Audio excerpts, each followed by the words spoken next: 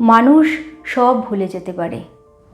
রাগারাগি, ভুল বোঝাবুঝি, ঝগড়া, তর্ক বিতর্ক, মন খারাপ ইত্যাদি সময়ের সাথে সাথে সব ভুলে যেতে পারে। শুধু ভুলতে পারে না কিছু কথা, প্রিয় মানুষের মুখ থেকে নিজের ব্যাপারে শোনা কিছু কথা, যা মানুষের ভিতরে বাজতে থাকে অদৃশ্য টেপ রেকর্ডারের মতো। বুকের ভিতর কোনো তীক্ষ্ণ ফলার মতো বিঁধে থাকে সেসব অপমান, গলার ভেতর মাছের কাঁটার মতো আটকে থাকে সেসব কটূক্তি।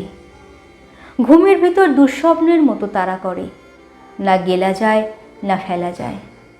একটা সময় পর সব আঘাত মিলিয়ে যায় ধীরে ধীরে, আবার হাসি ফুটে ওঠা মুখে দিব্যি থাকি আমরা।